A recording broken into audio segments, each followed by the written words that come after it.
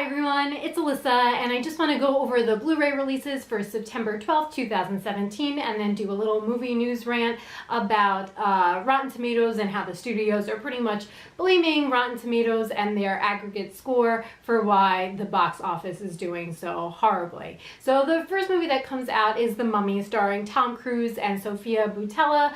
This is the first in a series that's opening up the Universal monster movie cinematic universe. It didn't necessarily get good reviews, and a lot of people said that the first Mummy was better, the one with Brendan Fraser, but I'll still probably check it out just to see how they set this world up.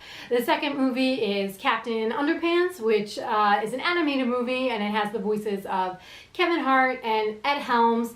When I looked at the trailer, because I don't know anything about these books, I don't think this is my generation, but when I looked at the trailer, it seems to be about two boys who basically hypnotize their principal, and they make him think that he's this superhero, Captain Underpants, but he's kind of a losery superhero, so I guess it would be good for kids. The movie that I am the most excited about is It Comes at Night, and that's starring Joel Edgerton and Riley Keough, and this is a horror movie. I tried my best actually not to look much up about it. The one strange thing is that when I looked on Rotten Tomatoes, it has a very high aggregate score with the critics, but most people, meaning the average viewer, didn't like it. That had a 44% favorability, while I believe it was in the 80s for what the critics were saying. So I'm very curious to see why people didn't like it and critics loved it, and I will definitely be doing a review on that film.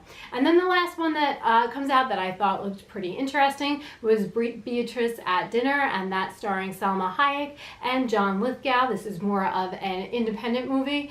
Salma Hayek plays a woman who's an immigrant from Mexico, and she has made a career being a healer, and she comes in contact with this guy at a dinner party who's pretty much the exact opposite of her, and that's John Lithgow, and he is this billionaire real estate guy, and their personalities clash, and she seems to be there to teach him something, and it said something like they're never going to be the same again after this dinner that they have. So it's a comedy, but it's definitely bringing up issues that are probably relevant right now in today's society, and Salma Hayek and John Lithgow got really great reviews for their performances. And so for the movie news rant, there wasn't that much news, but I had read an article saying how the studios were really complaining about Rotten Tomatoes because they say by having this aggregate score of whether the critic would recommend it or not recommend it is really dissuading people from watching certain movies. Like, so for instance, Baywatch had an 18% aggregate score, meaning that only 18% of critics would recommend it. That doesn't mean that people who watched it hate it and think it's the worst thing ever. So I think sometimes that number can be a little confusing, but at the same time, it's usually right, and maybe these studios need to actually make movies that are better rather than just blaming something like Rotten Tomatoes and their aggregate score for why movies aren't doing that well. It just came out this past week and it made $123 million. It had, as of the last time I checked, an 86% on Rotten Tomatoes. And so if you make good movies, and Hollywood makes movies that people want to see and they're well made, or they're funny if they're a comedy, or they're sad if they're a drama, then people will go and see that movie. And I think that Rotten Tomatoes is usually a good place to go to gauge whether a movie is worth it or not. It's not going to dissuade me from seeing something that I know I really want to watch, or maybe it's an actor that I really want to see, or a director, but it certainly helps if I'm on the fence, and it will never make me not watch a movie eventually. Like, I will watch almost every movie that comes on Blu-ray. It might dissuade me from going to the movie theater and paying for that ticket, but I will still end up getting it on Netflix at some point.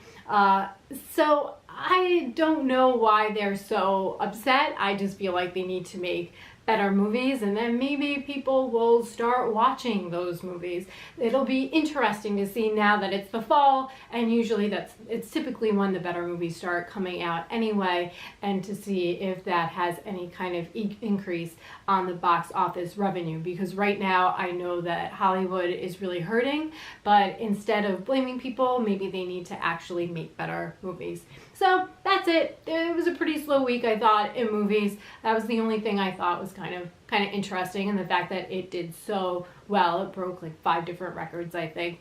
So I hope that you guys have a great day and end up watching at least one of these movies. If you do, leave it in the comments below, and I would love to hear about what you saw.